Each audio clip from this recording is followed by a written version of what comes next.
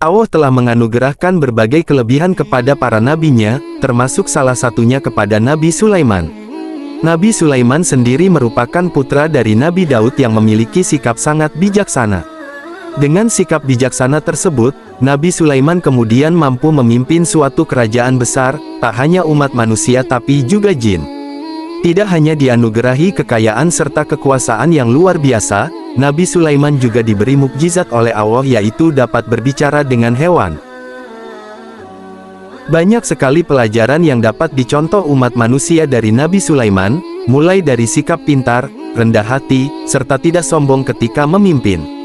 Berikut ini kisah Nabi Sulaiman yang kemudian diabadikan dalam Al-Quran, serta dapat dijadikan motivasi untuk selalu berbuat baik dalam kehidupan. Nabi Sulaiman sangat cerdas sejak kecil, ia mampu memecahkan dan menangani warga Bani Israel.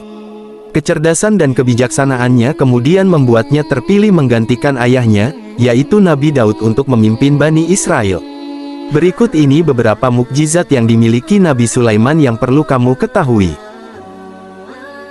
1. Nabi Sulaiman mendengar perkataan burung dan semut.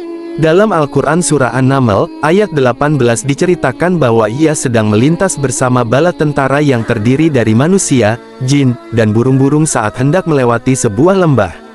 Ternyata di lembah tersebut adalah rumah bagi banyak semut. 2. Kisah Nabi Sulaiman memindahkan singgasana Ratu Balqis dalam sekejap. Kisah Nabi Sulaiman dengan Ratu Balqis juga turut terabadikan jelas dalam Al-Quran, di mana Nabi Sulaiman pada saat itu memerintahkan burung-burung agar dapat mengantarkan surat yang berisi, dengan nama Allah yang Maha Pengasih lagi Penyayang, surat ini ada daripadaku, Sulaiman. Jangan kamu sombong terhadapku kemudian menganggap dirimu lebih tinggi dibanding aku. Datanglah kepadaku kemudian berserah diri.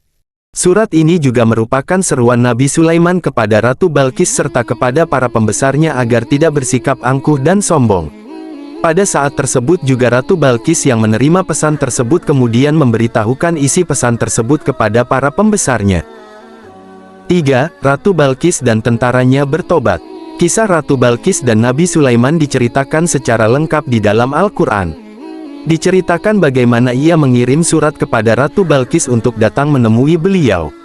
Nabi Sulaiman juga mengirimkan burung hudhud untuk kemudian menyampaikan suratnya kepada Ratu Balqis. Surat ini juga tertuang dalam Al-Quran, Surat An-Naml ayat 28, berisi, dengan nama Allah yang Maha Pengasih lagi Penyayang, surat ini adalah daripadaku, Sulaiman. Dan janganlah kamu bersikap sombong serta menganggap dirimu lebih tinggi daripada aku. Datanglah saja kepadaku dan berserah diri. Selanjutnya kemudian terjadi kesalahpahaman karena para pembesar menanggapi surat tersebut sebagai tantangan melakukan perang. Ratu Balqis juga mengangkat senjata kemudian menemui Nabi Sulaiman. Kepergiannya ini juga tertuang dalam surah Al-Quran berikut ini. Berangkatlah Ratu Balqis kemudian dengan membawa 12.000 pasukannya, kemudian menurut pendapat yang lain disebutkan juga bahwa jumlah tentara yang ada di bawahnya pada saat tersebut sangat banyak, sehingga dari jarak 1 farsak ini dapat terdengar suara gemuruhnya. Qs. An-Naml, 37. Agar mampu menghadapi hal ini Nabi Sulaiman kemudian mengambil langkah akurat. Nabi Sulaiman yang meminta jin Ifrit memindahkan istana Ratu Balqis ke kerajaannya. Jin Ifrit yang menyanggupi permintaan Nabi Sulaiman kemudian mendatangkan istana Ratu Balqis.